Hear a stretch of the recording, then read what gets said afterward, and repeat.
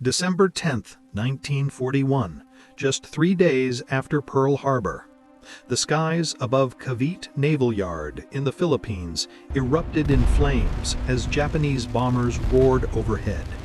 Within minutes, the proud American submarine USS Sealion SS-195, once hailed as a marvel of pre-war engineering, lay crippled and burning beside the dock. Metal twisted, fuel ignited, and the once mighty vessel turned into a scene of chaos and disbelief.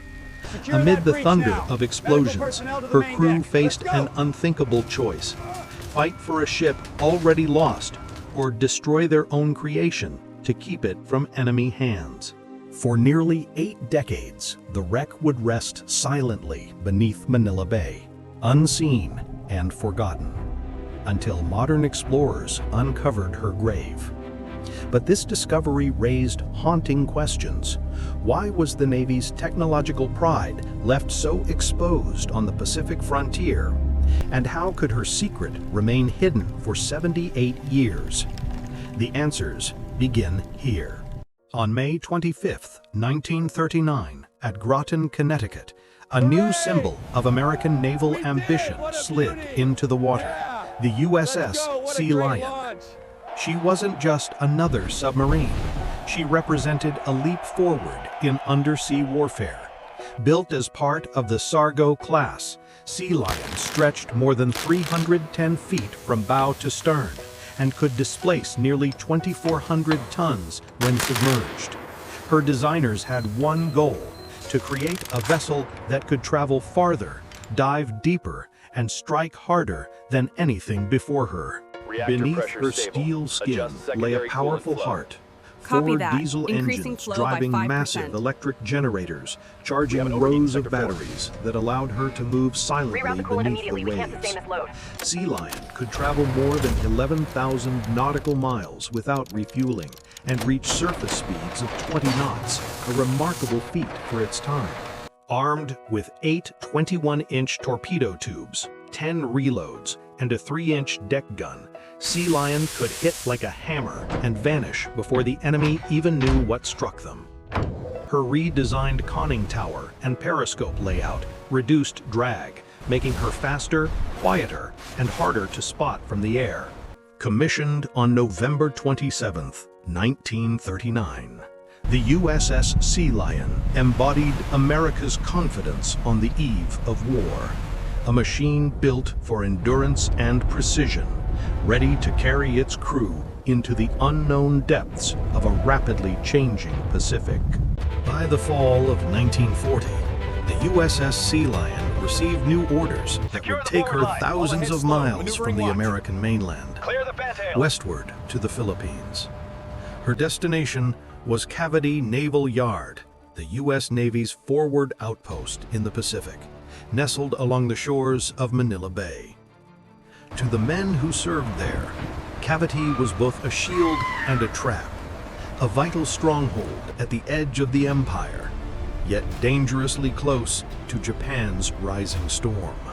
The Asiatic fleet was small compared to Japan's expanding navy, a handful of cruisers, destroyers, and submarines standing as America's first and only line of defense in the region. But its presence sent a powerful message: the United States would not stand idle as Japanese ambitions grew across Asia. Sealion's long range and endurance made her perfect for distant patrols, from the South China Sea to the waters off Formosa, watching, listening, and reporting every sign of movement. Each mission carried risk. Cavite's defenses were minimal, its anti-aircraft guns few, its repair docks exposed. The base was a beacon of resolve, but also a target waiting for the first strike. Commanders understood the danger, yet the Navy's strategy relied on forward positioning, deterrence through visibility. Sealion and her sister boats were meant to show that America was watching and willing to fight. By late 1941, the crew lived under a growing sense of inevitability. War was coming, They could feel it in the coded radio messages, the tightening patrol schedules, and the silence from Washington. Sealion remained moored at Cavite, her hull freshly painted, her systems ready. She was exposed, yes, but unbowed. When the storm finally arrived, she would be among the first to face it. When war finally came, it struck with the fury of a typhoon. On the morning of December 10th, 1941, the skies over Manila Bay darkened as Japanese bombers screamed toward Cavite. Sirens wailed through the humid air. Within moments, the first explosions tore across the naval yard. Hangars collapsed, oil tanks erupted, and the water boiled with shrapnel. At her berth, USS Sealion, SS-195, was caught squarely in the inferno. 2 bombs struck home, one detonating near the conning tower, another slamming into the engine room. The blast tore open bulkheads, flooded compartments, and threw men across steel decks slicked with oil and seawater. Fires raged unchecked as the submarine's proud frame buckled under the assault. Lieutenant Commander Richard G. Vogue, Sealion's commanding officer, watched helplessly as smoke engulfed his ship. By nightfall, Cavite was a ruin, a graveyard of twisted metal and silent guns. Yet Vogue and his crew refused to surrender what remained. Their orders were clear: no valuable equipment must fall into enemy hands. Through the following days, as new air raids loomed, the men returned to the shattered hull, working in grim determination. They salvaged everything they could. Radio transmitters and receivers were ripped from consoles still warm from use. The torpedo data computer, a masterpiece of gears and relays, was unbolted and hauled away by hand. The sonar, gyro compass, encryption sheets, and even the periscope optics were stripped from the wreck. It was a race against time, carried out in silence except for the distant echo of enemy aircraft. By the end, only the battered skeleton of Sealion remained. The smell of fuel and salt filled the air. The water around her shimmered with oil. But her crew had done their duty. The submarine's secrets were safe. As the men stepped off her deck for the last time, they knew the next step would be harder still. The wreck of Sealion lay silent now, mortally wounded, yet undefeated. A proud vessel reduced to ruin, awaiting her final act of defiance. Christmas Day, December 25th, 1941. 2 weeks after the Inferno. The once proud USS Sealion, SS-195, now lay crippled beside the ruined docks of Cavite. Her decks were twisted, her hull warped by fire and explosions, yet she remained intact enough to tempt an enemy desperate for spoils. With Japanese troops advancing through the Philippines, Lieutenant Commander Richard G. Vogue faced a cruel reality. The submarine could no longer fight, but it must never be captured. Gathering the remnants of his exhausted crew, Vogue gave the order no captain ever wishes to utter: prepare to scuttle the ship. The men, gaunt from days of sleepless salvage, nodded in quiet understanding. They moved methodically through the darkened compartments they once called home, placing 3 depth charges deep inside the hull, one in the aft engine room, another near the control room, and the last in the forward torpedo section. There was no ceremony, no speeches, only duty. The men worked with the precision of habit, their movements mechanical, deliberate. Some paused briefly, touching the cold bulkheads or whispering a farewell under their breath. When the final fuse was set, they climbed out into the blinding daylight and gathered on the shoreline. At 11 a.m., Vogue gave the signal. A muffled roar rolled across the harbor, echoing between the shattered docks. The explosions tore through Sealion's heart. Steel plates bulged, bulkheads ruptured, and a dark plume of smoke coiled into the sky. When the water finally settled, nothing remained but fragments of her hull, sinking slowly beneath the waves. In that silence, Sealion was gone. She had ceased to be a weapon and became something far greater, a memory of courage, sacrifice, and loyalty. The men turned away, their duty complete, leaving behind not just a wreck, but a testament to the spirit of those who would rather destroy their own ship than see her fall into enemy hands. 78 years later, the silence of Manila Bay was broken once more. In June 2019, a joint American-Filipino expedition set out to find what war and time had buried: the lost wreck of USS Sealion, SS-195.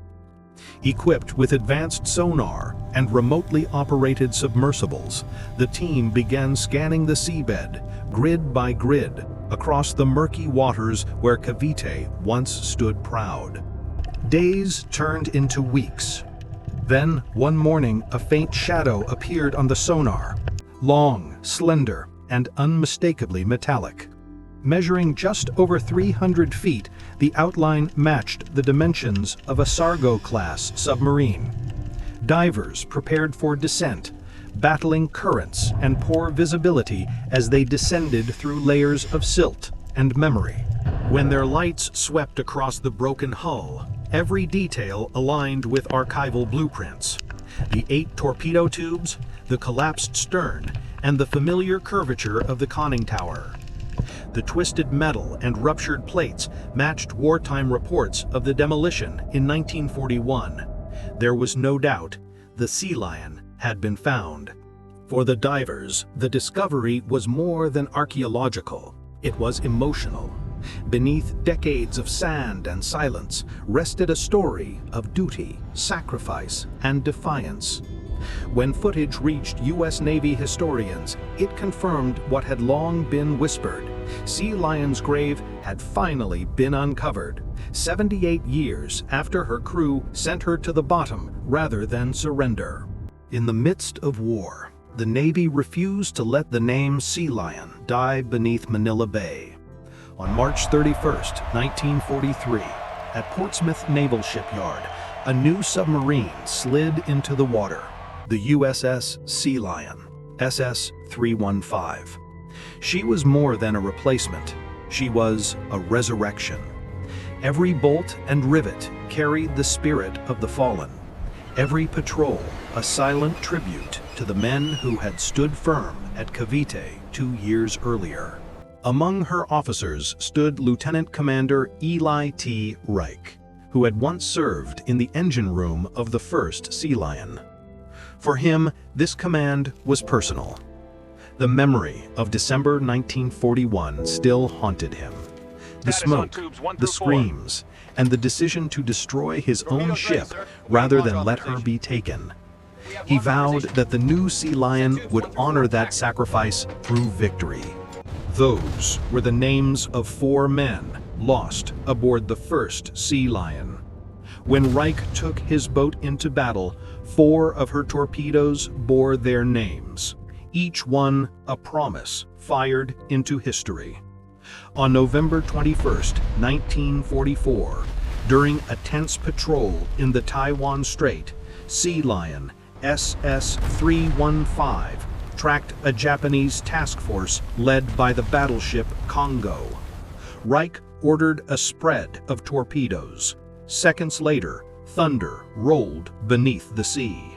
Congo sunk along with her escort Urakaze, making Sealion SS-315 the only American submarine to sink a Japanese battleship during World War II.